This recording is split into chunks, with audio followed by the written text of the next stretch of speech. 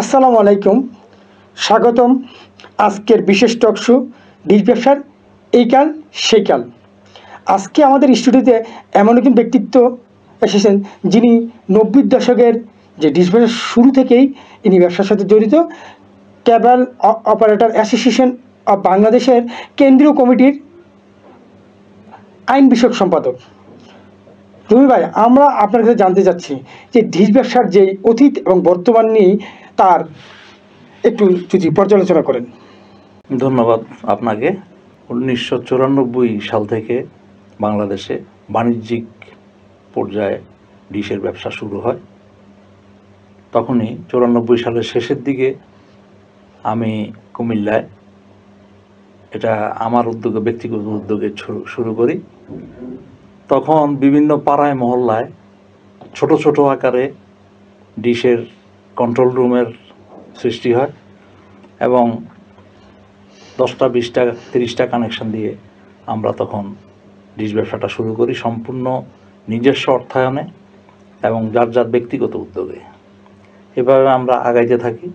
পরবর্তী পর্যায়ে যখন 1997 শেষের দিকে 98 সালে তখন বাংলাদেশে পে চ্যানেলের আমদানি শুরু হয়, যেগুলো আপনার স্টার স্পোর্টস, ESPN, তারপরে জিটিভি, বিভিন্ন বিনোদনের বিভিন্ন চ্যানেল, এগুলো পে করে আমাদেরকে দেখাতে হতো গ্রাহকদের। তখন আমরা দেখলাম যে এটা একজনের পক্ষে এত টাকা ইনভেস্ট করে এটা সম্ভব না। তখন আমরা সম্মিলিত হওয়ার উদ্যোগ নেই এবং 1998 সালে মাঝামাঝি সময় আমরা কুমিল্লাতে প্রায় 25-26টা নেটওয়ার্ক একত্রিত করে আমরা একটা হেডের নাম চালু করি কুমিল্লাতে, কুমিল্লা কেবল টিভি নামে। সেই থেকেই আজ পর্যন্ত চলছে ব্যবসা। আমাদের অতীত অত্যন্ত সুন্দর ছিল। যখন এই ডিশের মানুষের বিনোদনের একমাত্র হাতিয়ারই ছিল ডিশ। খবরের কাগজের পর, যেটা খবরের কাগজে আপনি আজকের নিউজটা কালকে দেখতেন, ডিশেরটা কিন্তু আপনি আজকেরটা আজকেই পাচ্ছেন খবর ঘরে বসে। এবং আমাদের দেশের বিশেষ করে মা বোনেরা তারা বিভিন্ন নাটক, সিনেমা এগুলা যখন প্রতিনিয়ত পাওয়া শুরু করলো, আস্তে আস্তে মানুষকে বিনোদন দিতে শুরু করলো এবং এটা এক পর্যায়ে এরকম অবস্থা হয়ে গেল যে মানে ডিশ ছাড়া চলা মুশকিল। এভাবেই চলছিল। তবে বর্তমানে আমাদের অবস্থা কিছুটা ছোট হয়ে আসতেছে। এটা আমি সামনে আরো বলবো, আপনি যদি অন্য কোনো আচ্ছা, আসলে ডিশ সাদা কালোর ইন্টারনেট থেকে শেষ পর্যায়ে সে ডিশের আদিত্য, ডিশ যে পারিবারিক বা একটা প্রয়োজনীয় বিষয় হয়ে উঠেছিল, সেটা আসলে কালের পরিবর্তনে আজকের এই ইন্টারনেট জগতে অতীত থেকে এটার বিশ্লেষণটা কি? এখন যেটা আপনি প্রশ্ন করলেন, এটা হলো বর্তমান যে প্রেক্ষাপট, এই প্রেক্ষাপটে ইন্টারনেটটা, বিশেষ করে আমাদের দেশে যখন কোভিড আসলো, কোভিডের 2000 সালে যখন কোভিড আসলো, তখন থেকেই কিন্তু স্কুল কলেজ সব বন্ধ হয়ে গেল, অফিস টফিস বন্ধ হয়ে গেল।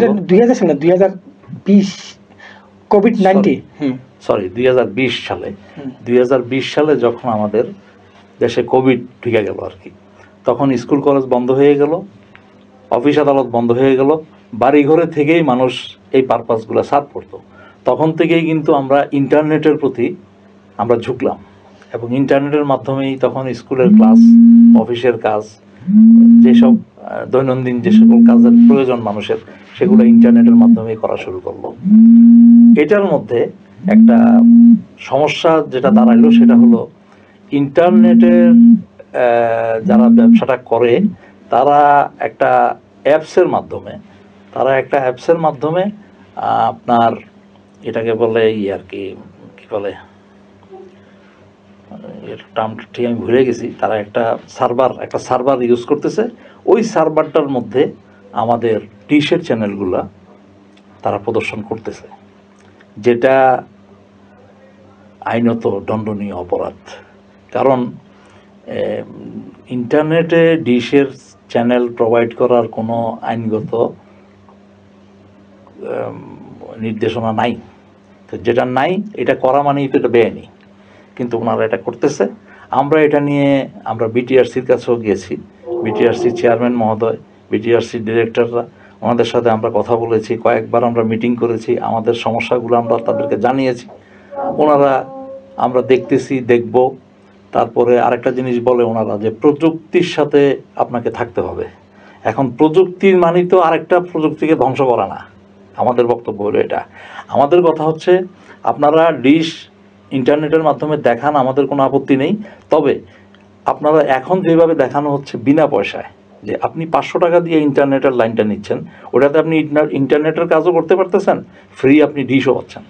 আমাদের কথা হচ্ছে ডিশ কিন্তু আমরা ডিশের অনেকগুলা চ্যানেল, প্রায় 45 to 50 চ্যানেলস বাংলাদেশে আমরা কিন্তু ইম্পোর্ট করে এবং আমরা অ্যাডভান্স পেমেন্ট করে পেইড চ্যানেল হিসাবে এগুলো আমরা প্রদর্শন করি। কিন্তু আপনারা ওই পেইড চ্যানেলগুলোও বিনা পয়সা চ্যানেলের সাথে আমরা একই সাথে আপনারা দেখাচ্ছেন, যেটা সম্পূর্ণ বেআইনি। এখন আপনারা কিভাবে নিচ্ছেন আমরা জানি না, কোনো না কোনো অসাধু উপায়ে আপনারা নিচ্ছেন।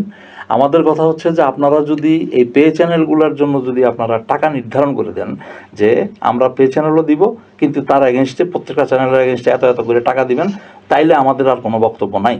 কিন্তু আমি দেখাচ্ছি পয়সা দিয়ে কিনে, আপনি দেখাচ্ছেন ফ্রি, এখানেই আমরা আমাদের ব্যবসাটা মার খেয়ে যাই। আচ্ছা, সময়ের সাথে স্রোতের সাথে তো আপনাকে তাল মিলিয়ে চলতে হবে।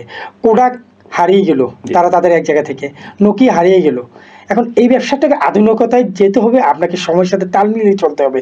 কারণ সামনে আরও যে আপনার ইন্টারনেটের যে আরও অবাধ প্রবাহ বিস্তার হচ্ছে, সেটার সাথে তো আপনাকে অ্যাডজাস্ট হতে হয়। এখন আমি মনে করি যে যখন আমাদের দেশের এখন মানুষের যে একসময় বিনোদনের মাধ্যম ছিল, ধরেন যদি আমি একটা রেডিও, তারপরে আসলো কি একটা ট্যাপ রেকর্ডার, তারপরে আসলো কি টিভি, এর আগে ছিল কলের গান, না এগুলো তো হারিয়ে যাচ্ছে।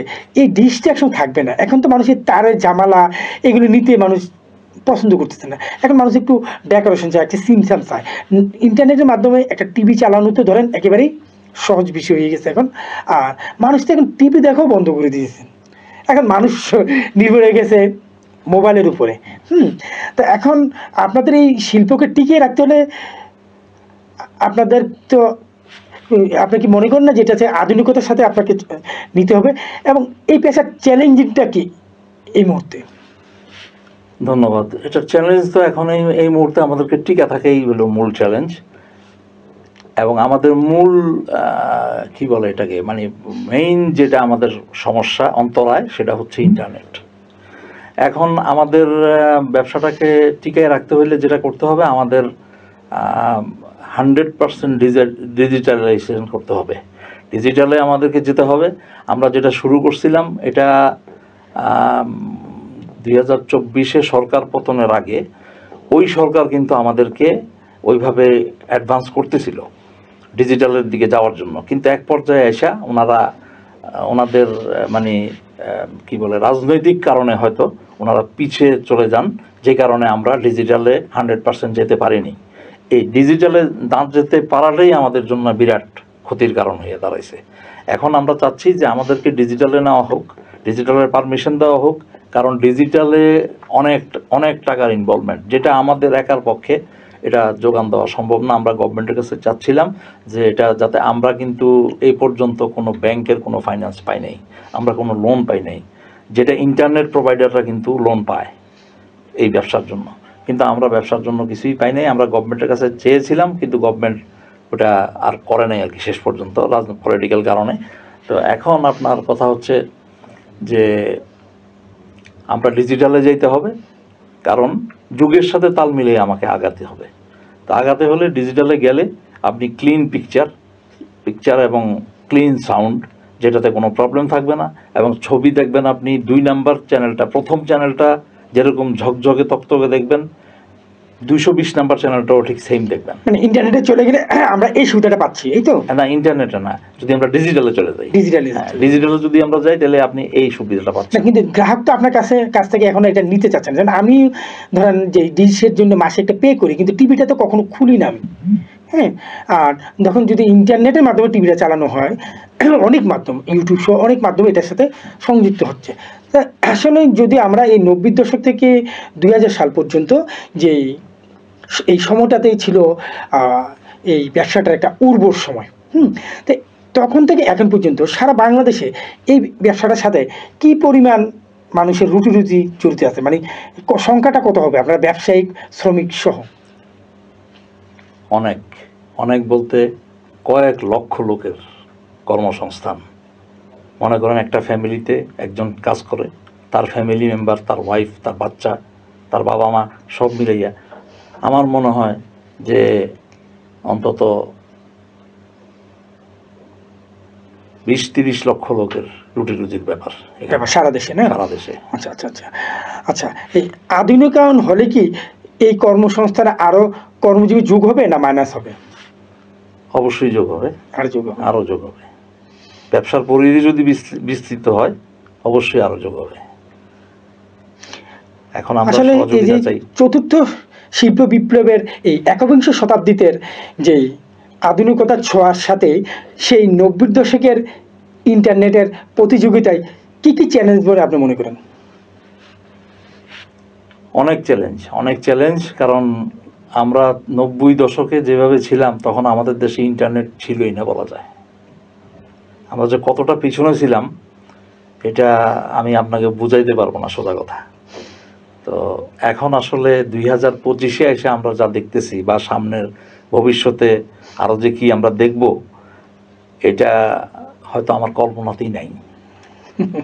অনেক চ্যালেঞ্জ, পৃথিবী এগিয়ে যাচ্ছে, আমরাও আগাচ্ছি, তবে আমাদের আগানোটা খুব স্লো। দর্শক, ডিশ ব্যবসার এইকাল সেকালের আজকের এই প্রাণবন্ত আলোচনায় দর্শক যে আপনারা শুনতে পারলেন, আসলে এই অতীত এবং বর্তমান এই মিলবন্ধনকে যদি ধরে রাখতে হয়, সময়ের সাথে সময়ের তাল মিলিয়ে ডিজিটালের সাথেই এগিয়ে যেতে হবে এই ব্যবসাকে। ধন্যবাদ সকলকে। ধন্যবাদ। আপনারা দেখছেন মেঘনা টিভি, সত্যি সন্ধানে সবসময়। এছাড়া দেশ বিদেশের নিত্য নতুন খবর জানতে মেঘনা টিভির ফেসবুক পেজ facebook+meghna tv.bd তে লাইক দিয়ে আমাদের সাথেই থাকুন।